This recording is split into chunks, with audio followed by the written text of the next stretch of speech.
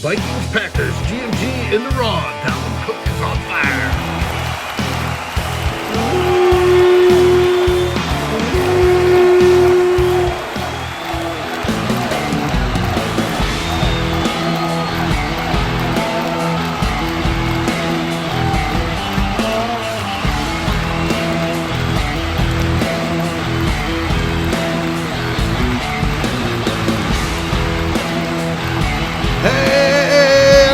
It's GMG in the Raw live. And Vikings win, Vikings win. How about that? Joining me today on the viewer's top right is the one, the only, the legend, Ted Glover. How you doing, Ted?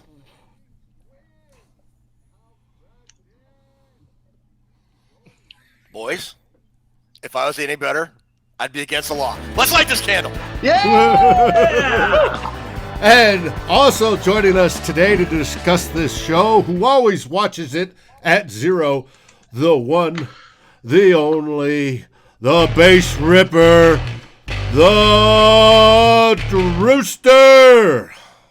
All those Packer fans are all crying in their soup and they're all angry right now.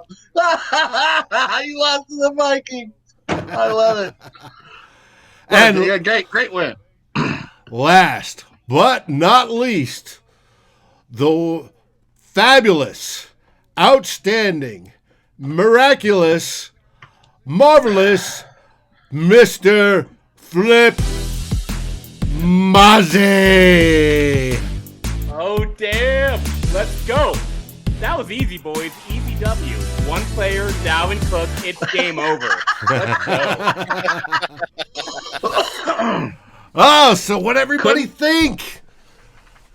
We beat the one team that we love to beat in their house, on their field, against a coach we hadn't beaten before. Who wants to talk first?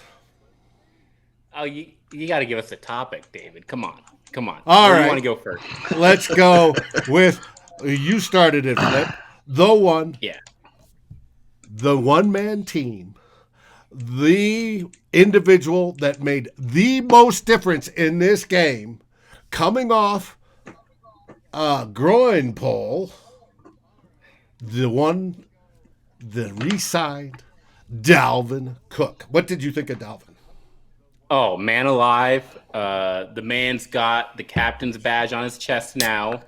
He's a leader on this football team, and when the going gets tough, the Vikings players, the coaches, they're going to look to the leaders to perform, and that's what Dalvin Cook did. He put the entire team on his shoulders through the entire first half and into the second half even, and said, look, we're not going to lose today because I'm not going to lose today. It's all about me. And I think a lot of fans, we saw Dalvin go down halfway through the Seattle game. Alex Madison performed okay. Then we saw the Atlanta game where the run game completely disappeared. And boom, Dalvin Cook is back and everybody sees it. It's not even close. There's a huge drop-off when you take Dalvin Cook off the field compared to Alex Madison. A lot of people didn't want to pay this man. Where are you now? That's right. Where are you now if you didn't want to pay this man? If you didn't want to pay Dalvin Cook, they said, look, he's not the exception. Well, I think he had an exceptional damn day today. He's an exceptional running back. He deserves every penny that we're giving him. And give the man respect because he won that game almost all by himself. How many total yards did he have, Drew? Do you remember? It says here, ass load. He had 205 carries for 305 yards and 405 touchdowns, baby. I think he had 220 or something total yards, scrimmage yards. It was like 226, 222, somewhere in there. 221, whatever it takes. 220, yeah. And it was four touchdowns. I haven't seen a guy take over a game or running back by himself or a one-man team like that since probably Adrian was running it. But yeah, Adrian was just amazing Christian today. Ponder at quarterback. Even when we got that ball back with 2.5 minutes left, everybody that was on that field and both sidelines knew who was getting it. He still carves out 7 yards on first down. The guy is just that was absolutely the best cooker game I ever seen, man. I don't want to hear shit about the Madison. I like Madison. He ain't that. That screen pass when he did that screen pass, it's like when you watch Cook run, it makes you laugh because you're waiting for him to get tackled. Then he's like a kid out in the park. He's like, he cuts right, and then he goes. Then he has, if he could have a bubble above his head, it would be, oh shit. Then he cut left. Oh shit. They can't get him. It's like watching the guy. It makes me laugh when I watch him because it's so frustrating. They can't get him. It's great. How about that play where he put the brakes on and he faked out both defenders and himself? Yeah, but he fell down. Yeah, I was worried he got hurt. That's what's fun about watching him run because it's like, you know what, Flip? It's like he doesn't even have a planned thing. He just, he's out there just trying to figure it out as he goes. It was so good. It was without him, they're not even close to winning this game. Ted, what do you think of Dalvin? Love Dalvin. I was kind of apprehensive about the contract extension, but as both Flip and Drew have said, Dalvin Cook and Alexander Madison are not interchangeable. They're not. They're just simply not. And the Vikings don't win this game without Dalvin Cook. And that kind of, I don't know, I kind of hate to be a Debbie Downer, but you shouldn't have had to rely on Dalvin Cook so much to win the game. I mean, look, you ride the hot hand. I get it. Totally get it. And I'm glad he's on the Vikings. Totally get it. But there's a guy you're paying a lot more money to hand the football off to Dalvin Cook. Yes. And I would think at some point in the fourth quarter when everybody knows Dalvin Cook's getting the ball, little play action rollout or something. Would have worked. Especially on that third and 9. Rudolph, I would think a guy like Kyle Rudolph or Irv Smith Jr. or Justin Jefferson would be wide open, and that's your dagger play, and Green Bay doesn't get the ball back, and we don't have to sweat out Aaron Rodgers even with 40 seconds going down the field. Because it looked like for the first couple plays, if they don't do that realignment screw-up after he throws the ball to the tight end and he couldn't get out of bounds and runs about 10 or 15 seconds off the clock, it was starting to feel like, oh boy, here we go again.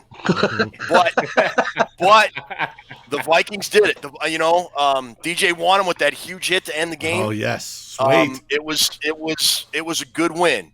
It was a very good win. But let's not kid ourselves going forward. There's going to come a day when somebody is going to realize Dalvin Cook is kind of it, and they're going to load the box up to stop him, and now they're going to make Kirk Cousins make a play and in crunch time, and hopefully he can do it. Speaking of Mr. Cousins, he was, 11 for 14 today, and not a whole lot of yards, but he had Flip's favorite stat of the day. What is that, Flip? 0 turnovers. That's all I care. And let's be honest, y'all. I don't want to talk about Kirk Cousins today. I really don't. Let's just talk about anything but Kirk Cousins. He threw the ball 14 times. Let's just talk about Dalvin, talk about the receivers, talk about Ezra Cleveland doing a good job at right guard, talk about the defense stepping up with no names back there. Can we agree to not talk about Kirk Cousins today? I'm fine with that. Done. Works with me. Hey, I only watched, I think, once Ezra Cleveland today, where I was specifically watching, and that's odd. I usually do. You said he had a good game? I don't remember any penalties against him or him being blown back at all. Do you? Yeah, exactly. No, I don't. That's the whole point. He's a right guard. No penalties. I thought the entire O-line had a good game today, actually. Yeah. And we have to remember, we're in a season where we're 2-5 right now. We're looking at 5, maybe 6 wins. So you better damn well realize that we are going to celebrate every single victory because there's only going to be a couple of them. I'm drinking a whiskey. I don't care we're 2-5. We just beat the Green Bay Packers in Lambeau Field. I don't care if there was no fans there. We won that game. Give us credit. Enjoy it. Viking Nation, Skull Nation, enjoy this win because we got some young players stepping up and we got Aaron Rodgers looking like a pouty little bitch on the sidelines. I love it. Yeah! all I can say is Dalvin Cook had an uncontested Lambeau leap today. Yes. Yeah. Yeah. Oh, How many opponents can say that? What a day. What a day. I mean, there's so much to they got the win. They came in there, they got the win. They're walking out of there with the victory. That's all that matters. And they took us lightly. They were looking past us. I know they were, because they didn't take us seriously, and we punched them in the mouth. The thing I liked best about this game, and I know we got torched on a lot of big plays. There's guys running down the field catching passes, and you're going, how come nobody's covering? The one thing I'd like to point out about the secondary is a lot of times in this game, I bet you 15 times, Rodgers had like 7 seconds and he couldn't find anybody, and it was causing him problems. Mm-hmm. You got to give the secondary credit for holding on that long in coverage. And he's holding it. And we're right there, almost ready to get the sack, and then we make him throw it away. He had a lot of time back there today. He had a lot more than he usually has, and he still couldn't get it done. So I know we had injuries in the secondary. I'd like to give a shout out. I think they did good. I think the secondary, they had their moments when guys were running free with in the routes, but I think they were causing Rodgers to check right, left, middle, hold the ball a lot longer than he wanted to. That's what I saw. Well, Eric Kendricks was just outstanding, and they were playing cover 2 zone, and he had the upper middle, and he was right there all the time. And that helped when we lost those corners. We lost Dantzler early. Looks like just a concussion, hopefully. No major. Fingers up. Major neck injuries upon that. It did look scary. Yeah, that looked real scary. And then Boyd late when he had a non-contact knee go. So, yeah, that looked like an ACL. I think that might be a lot worse than Dantzler long term, at least for availability this year. I mean, if it's just in quotes, a concussion for Dantzler, he could conceivably be back in a couple 3 weeks, hopefully. Assuming there's nothing else. Yeah. But yeah, that Boyd injury, I mean, that was a non-contact injury. Yeah. He fell to the ground right as that the Packers guy he was covering came out of his break. That didn't look good. Yeah, that was real tough. And with the injuries, you hope the best for those two men. They were completely outmatched today before those injuries. From the second the whistle blew, they had no shot defending Aaron Rodgers, Devontae Adams, but they fought every single play. They fought, and they never gave up. And we've seen this team quit before in the Mike Zimmer era. Let's not lie. We've seen this team quit before.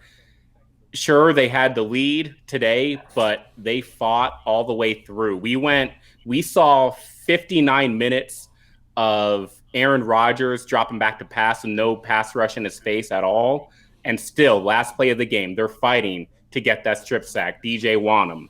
So I just, win or lose, this was just a far better effort, a much cleaner game, and a much better, competitive spirit from the Minnesota Vikings. Yeah, we were commenting during the game that there was no pressures we didn't see any during the first half, but in the second half, they were getting after it. They were moving Rodgers out of the pocket. They weren't getting the sacks, but they were moving, and they didn't stop. And that culminated in Wonnom at the very end getting that strip sack, which was wonderful. Don't forget, the same people who hated on Dalvin Cook's contract hated on that DJ Wonnom draft pick. They hated it. They said, we don't see it. He's not athletic. Patterson doesn't know what he's doing anymore. Man, shut up and let this man grow. Let this guy develop for us.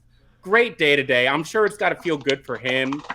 Challenging season. But DJ Wonnom, a guy they drafted based on character over his athletic traits, but it looks like he's got both of them, and I can't wait to see what he does next. Mm-hmm. Flip, you brought up a really good point about the team not quitting and fighting and scrapping and staying in it. and I wasn't sure that was going to happen. I don't know if you guys remember, but the Vikings deferred.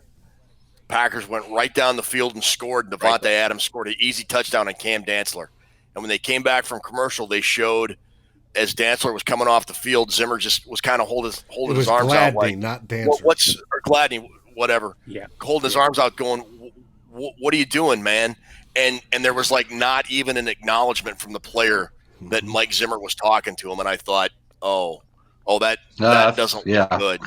Well, but to the Vikings' credit, the offense went right back down, scored, matched Green Bay score for score, and made it all work in the second half and at the end of the game. And we talk about the Vikings not being a good team because they don't make the plays they need to make to win the game. Today they made the plays they needed to make to win the game, and they did.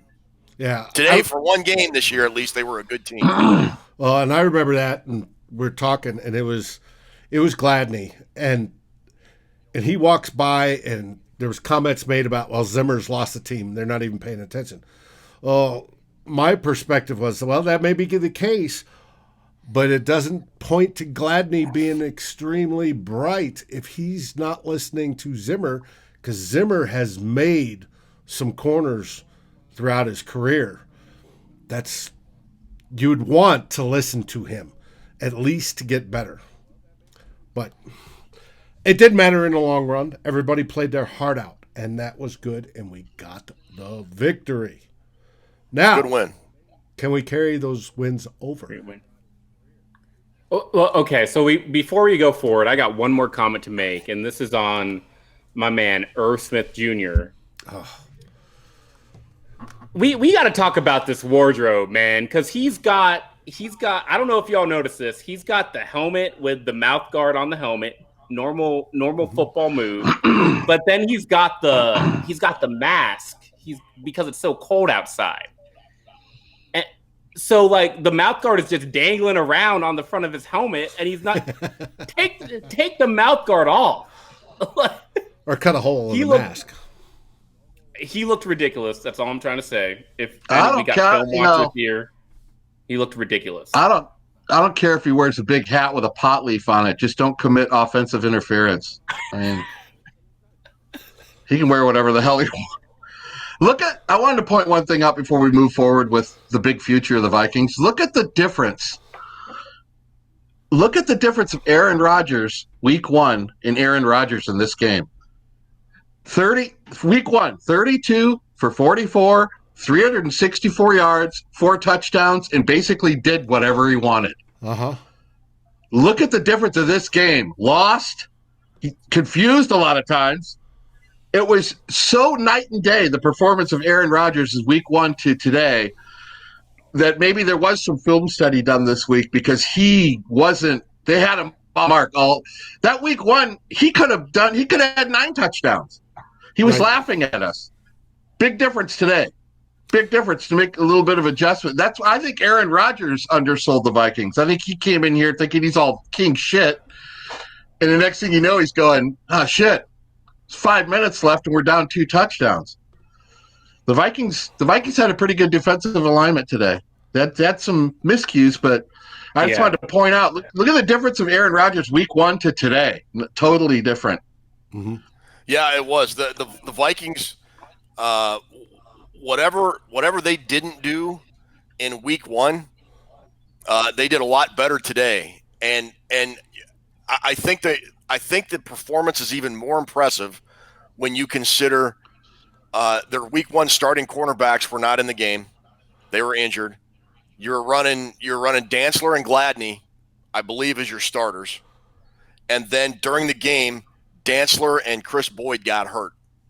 So you're down to that cover 2 cornerback that Mike Zimmer says he can buy at 7-Eleven in Bloomington, which he's probably going to have to do this week for a few weeks.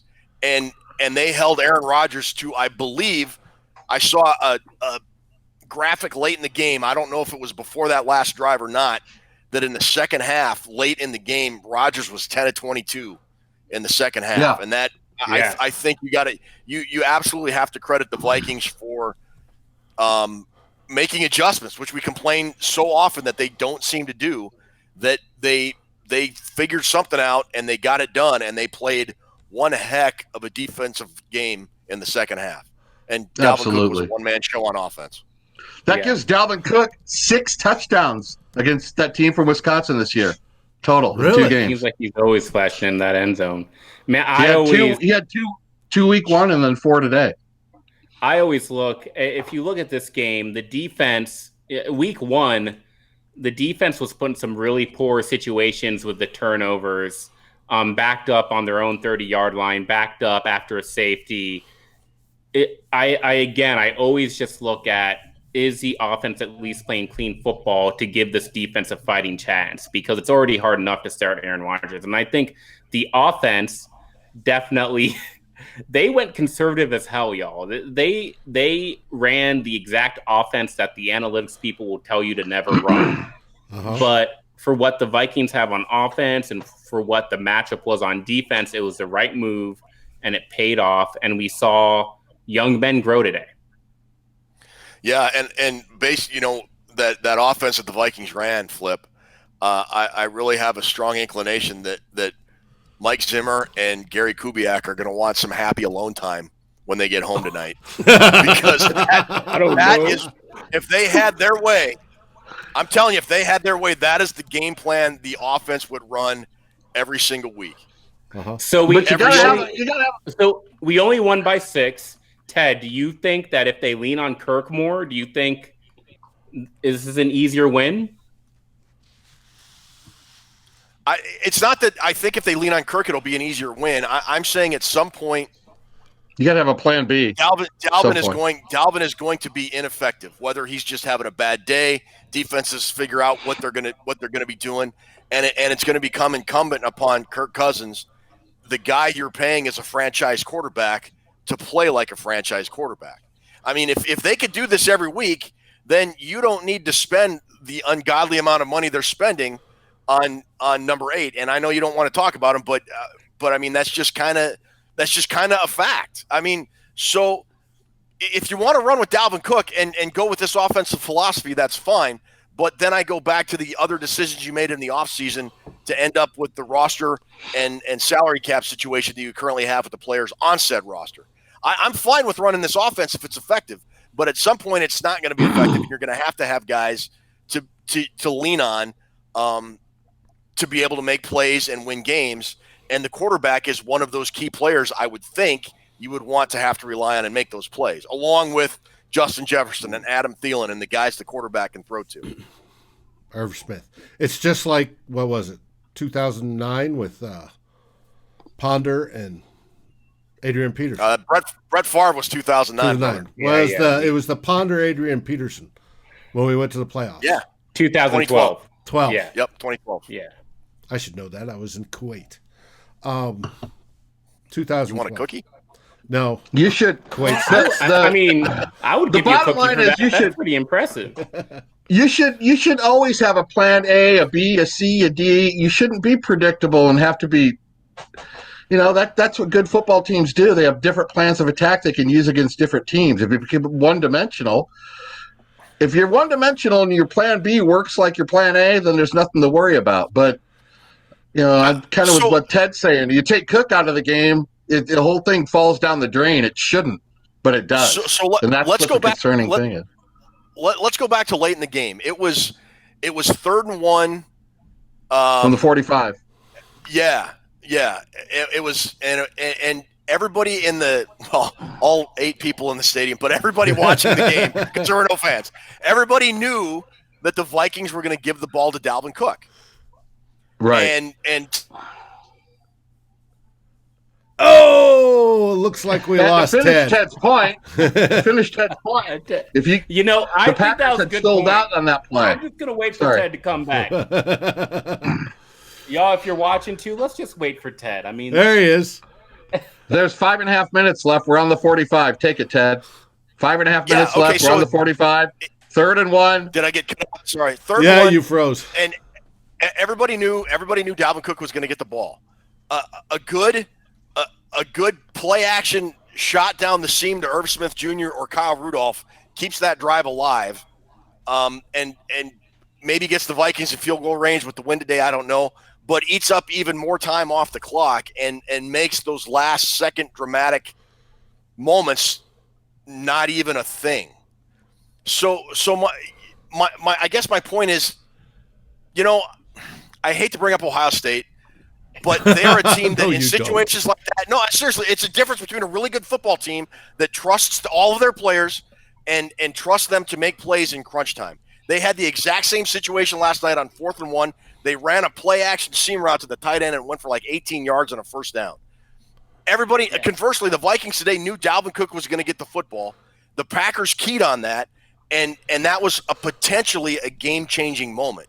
Where in that game last night, it just took the wind out of Penn State's sails and it was over with. So it's just, yes, the Vikings won and that's great. I'm not saying it wasn't a great win, but it's just the differing philosophy of, in a lot of cases, the Vikings play not to lose and as opposed to playing to win.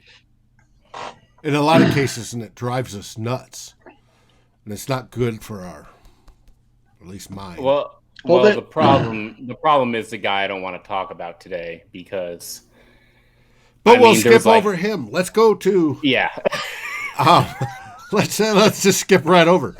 The Vikings will have tomorrow off, and they'll be back at it Tuesday, or will they have Tuesday off as well? Well, they have at least part of Tuesday off because it's Tuesday. Yeah, they're 2-5. They don't deserve any time off. I mean, fuck. Nobody's monitoring their weekly schedule anymore, David. I looked up zero previous stats for this game. Let's all get each other presents. We can have sit around, give each other presents. Yeah. Let's take the whole week off. Yeah. Well, Adam Thielen was the one that brought up this week that, hey, they could still turn this one around. No. Okay, let's look at this. All right, let's look at this, though, real quick. So they beat Green Bay today. Mm-hmm. They're 2-5. Their next 5 games, are home against Detroit, at Chicago, home against Dallas, home against Carolina, home against Jacksonville. All of them are home games? We're not doing this. We're not doing this, guys. No, we don't. No, we're not doing this. Thank you. We're not. No. I said it leading up to this game. Zimmer, you go 7-3 down the stretch, now 6-3, or you get the hell out of my state. You still got to go 6-3. You still got to get me an 8-8 record at minimum. You want to talk about whether it's possible or not? Sure, maybe. But you have to remember that this is the same team that just no-showed for 3 out of their 7 games this season. Absolutely right. Is it possible? Sure. But it's not possible when you just show up week 1 and you still got wax between your ears. You still got your rookies sucking their thumbs like little babies. It's not possible when you're playing Atlanta and one guy goes down, Dalvin Cook goes down, and you don't do shit. Look, Dalvin Cook, if we're running him 25 times a game, he's probably going to miss 2 or 3 more games this year. That's a good point. So you can't just count on that. And you can't count on Mike Zimmer to have his team to prepare to play every week. Sure, they were prepared to play today, but no, they're going to have at least 3 more just complete no-shows during 2020. And so I'm not banking anything. A mash unit. So Freddie Hall commented, we can win the Super Bowl and get Trey Lance. Freddie, I don't know what you're drinking. Please let us know. It sounds very, very good. If somehow okay, here's the deal. Vikings didn't sell me in any kind of winning streak today. Ted wants to start doing. Oh, we're beating the Lions. Here's how confident I am that Freddie's wrong. We're 4-5 going into the second No. Here we go. If the Vikings somehow win the Super Bowl and get Trevor Lawrence in the draft, I will come on the day after the draft. I will come on the day after the draft, and nobody wants this. Nobody wants this, but I will do a show completely in the nude. Let's go. Holy shit. And he freezes We're not doing that either. We're not doing that. So So next week, let's get ahead of ourselves. Let's start the show with what happened to that team we saw at Lambeau. That's what it's actually probably going to be, because that's the truth of what happens with this team. They come out, they have a huge win. Next week, we're struggling. So they've, like Flip just mentioned, there's been a lot more bad than there has good this week. So my trust level didn't go up at all today. I enjoyed the win. Like I said before, I did any of the write-ups this week. Even if they win one game the rest of the season, I want to win this game. You want to and win I'm very that one. stoked. Yeah. I'm very stoked about it, but I'm not sold on it because you're not going to get 220 yards out of Dalvin Cook every week. Come on. It's not going to happen. You're going to have to rely on Cousins. I mean, if you want to tell me Cook's going to get 226 every week and we're going to get some turnovers, then I'll start climbing the mountain, but come on. You see the Twitter heads. The Twitter heads were like, man, if it weren't for those 2 1-point losses, then we'd be 4-3 right now. Uh-huh.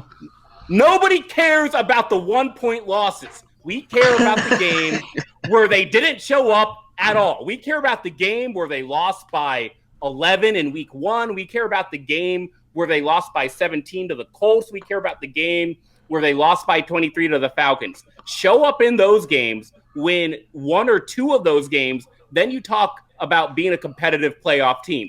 But until you can show up every week in the NFL, you don't get to talk about playoffs. Here we go. Yeah. Lost by 23 to the Falcons at home. Who? We did. That's what he just said. Yes. Sorry, I was working on think bringing about that. 10 Maybe back. it was 13. I don't care. You go back No. a couple years. I'm not trying to question your score count. I'm just saying we lost to the Falcons at home. I mean, come on. And we didn't. They look like that could have been a 30-point game. They beat our ass. They didn't get lucky and beat us. The Vikings have to do this more. They have to do this consistently. Nobody's talking about the 1-point losses in 2018. They're talking about that ugly Bills game where they lost, it was like 23-7, and Kirk Cousins sucked ass, and Riley Reef sucked ass, and Dalvin Cook was injured. Those are the games that you need to say, hey, can we still show up and compete no matter what, no matter who's on the field, no matter who the opponent is? Can we compete every week? I will enter the conversation if we beat the Lions, go into Soldier Field, win that game, then I'll take one headphone piece off, not both, just one, and I'll start listening to maybe something salvaging the season. But then even if that happens, we're still 4-5. Well, yeah, it's still a long shot, but what are the odds of us beating the Lions? Okay, Lions, Soldier Field, Ted. What was the next one after that? Bologna Tech University. Who do we play after that? Oh, his sound. He's muted. Who do we play after Soldier Field? Jacksonville. Hold on. I'll tell you. Well, why are we doing this? If they win 5 straight, I'll take one headset off. If they win 5 straight. We have Detroit at home, at Chicago, Dallas at home, Carolina at home, Jacksonville at home. So we got Detroit, Chicago, Dallas, Carolina, Jacksonville. Let's see the Minnesota Vikings follow up a win with another win against the Lions next week. Let's see that. That's what I want to aim for. Ted, we can't hear you. You're muted. Not now. Still not now. I'm not doing it.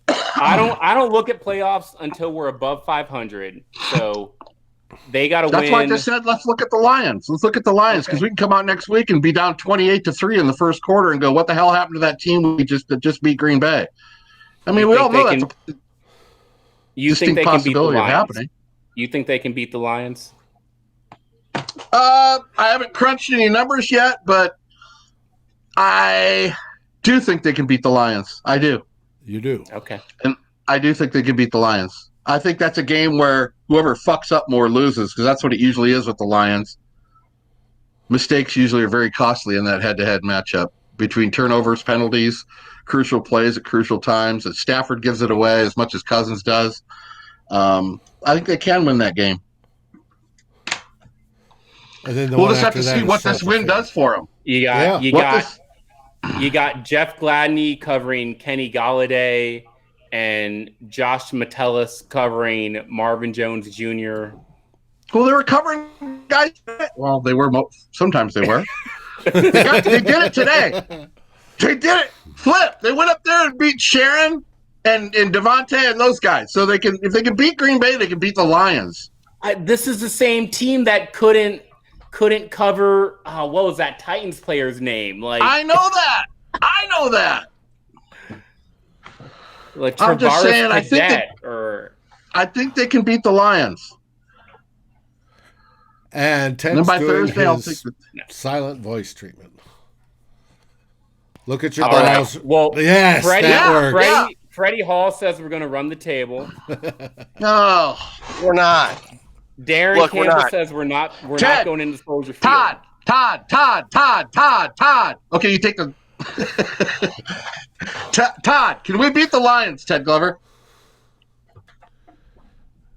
Yeah, I mean, you can beat anybody on any given Sunday. I mean, would they be? Are the Vikings going? Here's the thing: are the Vikings going to be favored in a majority of their remaining games? So they're 2-5, so 7 through the 9 games they have left. Are they going to be favored to win 8 of them? Not 7 of them? No, maybe 5? one of them. Well, you maybe Detroit, Dallas, Carolina, maybe Jacksonville. Here's my thing. Probably 2 or 3, Ted. If the Vikings somehow turn it around, we're looking, and by turn it around, I mean 8-8, roll off 7 8 and wins. 9, yeah, maybe 9 and 7. They're not a contender. No, they're not. So what they're doing now, in my opinion, and it's just my opinion.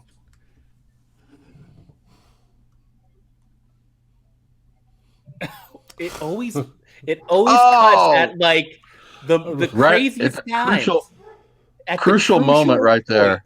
Yes. Well, and I got to tell Ted. Wait, there he is. Next time Ted. To do the exact same thing I told you. Yes, you need to reboot your Wi-Fi. Shut up before you lose me again. Shut up. Everybody shut up. No, I think they're playing just, and if they do go 7-9, 8-8, that'll be just good enough to not get Mike Zimmer fired. And I still firmly believe that this team needs new leadership from the head coaching position and the general manager position.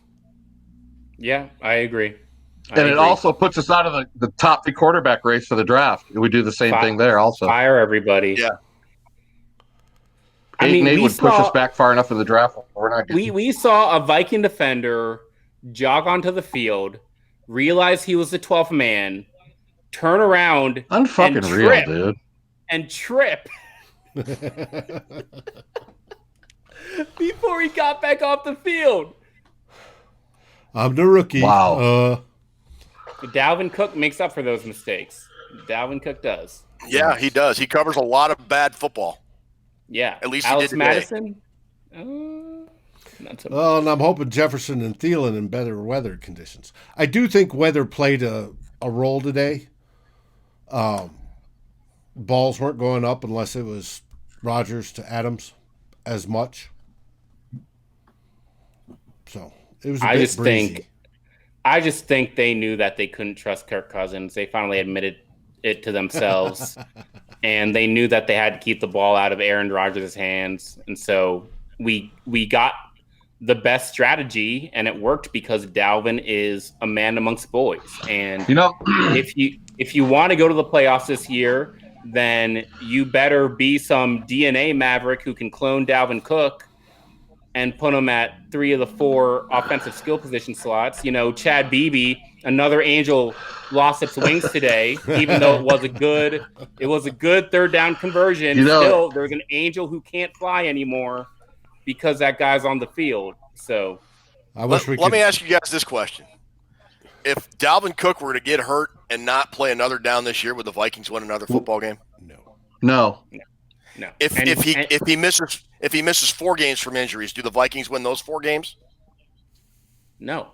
No, and most likely not. Depends who, but most likely. Let's make it no, clear. that is no. Unless they start using Alex Madison more, Dalvin Cook is going to get hurt again. We saw him almost get hurt twice this game. He is going to get hurt again. Yep. Just as long as Kendricks. No. You want to talk about somebody to clone? I want to clone Kendricks.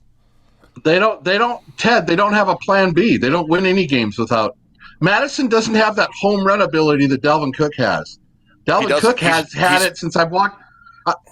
I watched him at Florida State. I mean, against my Wolverines in a bowl game, Michigan gave up 54 rushing yards a game that year, number 1 in the nation in rushing defense, and Dal Cook put up 160 on him. I mean, the guy's special. He has home run ability that Madison doesn't have. And we talked about that all summer when people were saying, "Fuck Cook, trade fucking Cook, trade Cook. We don't need Cook. We got Madison." And I'm telling them, shut the fuck up. Madison is not Cook. He's nowhere near the running back. He doesn't have the vision. He doesn't have the burst. He doesn't have the home run ability. If you lose Cook, you're not winning. You're not going to win. And that's how I feel about it. I feel strongly about that. I like Madison. I think he's a serviceable guy you can bring in there when you have to give Cook a breather. And Madison's always going forward. You need 3 yards, can get you 3 yards, whatever that saying is. But they need Dal Cook to win. And to go back to what Ted said a half hour ago or something, if Dalvin Cook, teams shut him down in the box, they got to rely on Kirk Cousins. There's no faith in that because he can't carry a team. So I would love to save Dalvin for the most important moments in the game, for third downs, for big time moments, for one-score games. And maybe Alex Madison can be somewhat effective there. But no matter what, like Drew said, that means you're relying on Kirk Cousins more. And Kirk has shown us he can make the big play. But he's just going to throw 2 interceptions too. So you're going to get 3 big plays and 2 interceptions and hope that it works out in your favor. Yeah, but today he was doing all small ball. I don't even like watching him when we win. If you're waiting, if you're kind of that's a horrible thing to say, isn't it? If you're holding Dalvin Cook in reserve, if you're holding Dalvin Cook in reserve for those big moments in the game and relying on Madison and Cousins and all that, there aren't going to be any big moments for Dalvin Cook. And that's the problem. I mean. At least this year, that's just the plain simple fact. fact. Darren, they're not going to beat Jacksonville without Dalvin Cook. Stop it. No, they're not going to beat anybody without Dalvin Cook. Well, the running backs do better when they work up. Who was it that said work up a ladder? You put that shit out on Twitter. Get on Twitter right now and say Drew Bunting, Mr. Pessimistic, as a bet with anybody, $100. If Dalvin Cook doesn't play in a game, there's no way we win. Put it out there. I'm good. I'm good with my money. I'm good with my word. I guarantee you this team doesn't win shit without Dalvin Cook on the field. Guaranteed. I'll bet 100. You want to go more? Lay it out there, baby. Cousins ain't winning you a game. I can put out that tweet if you want. He can't even get through 2nd and 10. Come on. One fourth quarter comeback, and that was against Denver last year. That's it. That is regular season. But when we drive down the field and we're looking good on offense is when Dalvin Cook's getting 7 yards every first down. When you're in 2nd and 3, every run. Come on. You're in 2nd and 3. And he has Shea an explosive Patterson play can do in that. drive. Mm-hmm.